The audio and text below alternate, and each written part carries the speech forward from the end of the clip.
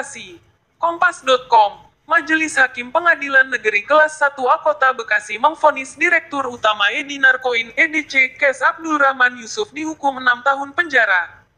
Majelis Hakim menyatakan terdakwa terbukti telah menipu kurang lebih 57.000 membernya hingga lebih dari 300 miliar rupiah dengan skema piramida yang ia terapkan. Menjatuhkan hukuman kepada Abdul Rahman Yusuf dengan hukuman 6 tahun penjara dengan denda 10 miliar rupiah subsidiar 1 bulan penjara, kata Hakim Ketua Rahman Raja Guguk dalam persidangan, Jumat tanggal 14 Januari tahun 2022. Selain Abdul Rahman Yusuf, 5 terdakwa lainnya yang terlibat dalam penipuan EdCash turut dijatuhi kurungan penjara dengan masa tahanan yang beragam. Terungkapnya investasi ilegal EdCash. Kejanggalan aktivitas platform EdCash terungkap saat sejumlah warga di Bekasi mengaku kesulitan mencairkan aset kripto mereka. Warga yang marah pun mendatangi rumah CEO EdCash Abdul Rahman Yusuf.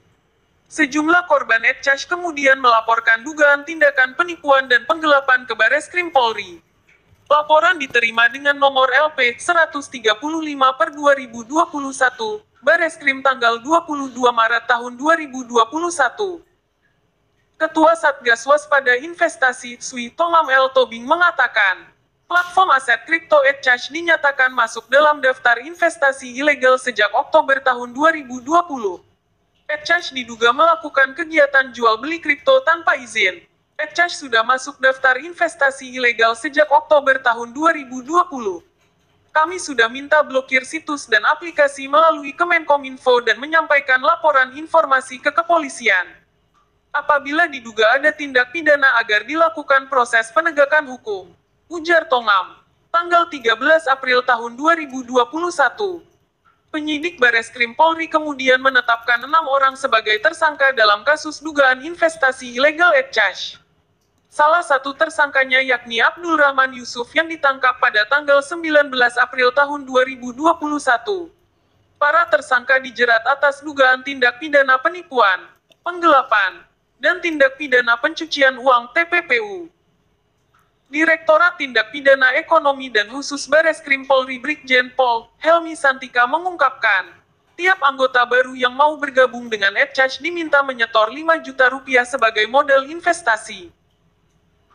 Helmi memaparkan, setelah mendapatkan verifikasi dan persetujuan dari admin EdCash, sebanyak 4 juta rupiah yang disetorkan anggota baru itu akan ditukarkan dengan 200 koin, 300 ribu rupiah untuk membayar sewa cloud selama 1 bulan, dan 700 ribu rupiah untuk membayar uplin.